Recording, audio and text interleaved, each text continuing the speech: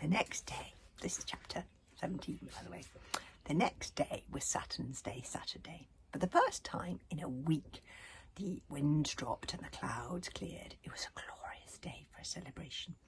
The sky a bright blue with not a breath of rain.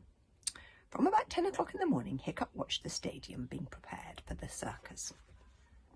The stands were hung with Roman flags. The tents and cushions were laid out in the consul's seating area. Metal nets were set up across the top and the insides of the amphitheatre to prevent the performing dragons from escaping or attacking the audience.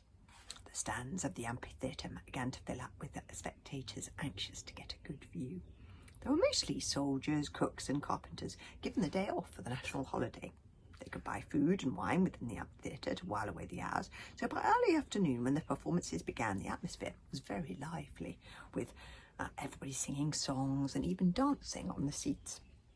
At 2 o'clock exactly, the trumpeters came out onto the consul's pavilion, the luxury covered area which was draped with Roman flags and imperial standards. They blew an impressive fanfare, and everyone stood up and fell silent as the consul's company entered the stadium. The fat consul came first. This is the great amphitheatre there. Can you see? The fat consul came first, walking very slowly with a slave at each elbow and one to carry his stomach. He had to stop every couple of steps to catch his breath. He wasn't looking too good. The fat consul was covered from head to toe in ugly red rashes and eczema wheals. I think that was cigarettes to go, don't you think? Once the slaves had got him seated, they took it in turns to scratch different parts of his body with an instrument like a large fork. And this seemed to give him some relief, but judging from his restless wriggling and scratching, he was still in considerable discomfort. He was eating a light snack of double repto burger with tomato and dormice relish and pop dragons on the side. Alvin the treacherous sat beside him in the pavilion. In time to another trumpet fanfare, 2 slaves brought in the ceremonial shield of the Legion, gorgeously decorated with a golden eagle carrying a fish. Alvin the treacherous banged the ceremonial shield 3 times with his hook. I officially declare these Saturn's Day, Saturday celebrations open, shouted Alvin the treacherous. Friends and fellow Romans, watch our circus and marvel at the glory of the Roman Empire. Your entertainment this afternoon is called the survival of the fittest. The audience clapped wildly. 300 beautiful doves, dyed every corner of the colour of the rainbow, were released into the arena. The doves fluttered through the stadium, cooing to each other. Suddenly the barred gates opened, and the coos of the doves turned to cries of alarm. To the cheers and catcalls of the audience, 50 little sidewinder dragons came slithering through the dust into the arena, their green gauge eyes glittering dangerously. The sidewinders were not large, but they were vicious pack hunters. They were also chameleons. Every one of them was exactly the colour of the dust they were lying in. The doves desperately threw themselves against the metal nets covering the amphitheatre, but there was no escape for them. The sidewinders crept through the air like an army of cats stalking sparrows. As they rose up, they gradually turned as pale blue as the sky above them, and the doves flew desperately hither and thither in confusion, and the leader of the sidewinders gave the signal to attack. Less than 60 seconds later, the air was filled with blood and multicoloured feathers, and there was not a dove left alive in that stadium.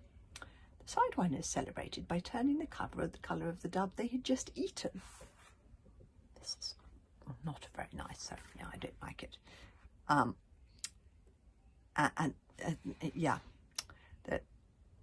They made a glorious multicoloured sight, swooping and shrieking through the air in victory rolls, singing a song of praise and thanks for the meal that they had been given. And then the barred gates opened again, and the song of the sidewinders stopped abruptly, and they instantly turned the colour of the sky again. Now it was they who were throwing themselves at the metal nets above them and finding that they were trapped.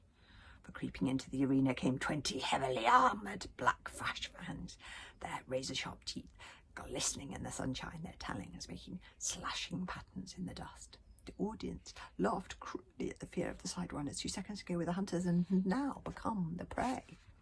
From his barred window high up in the tower, Hiccup could watch no longer. He knew that a side runner was no match for a flashbang. He stepped away from the window with a heavy sigh. Toothless had taken one look at the flashbangs and was now hiding in Hiccup's shirt. The door of their prison cell opened with a crash. The first kidnapper stepped in, followed by 20 heavily armed soldiers. "It's the timings for your big day in the circus," beamed the first kidnapper.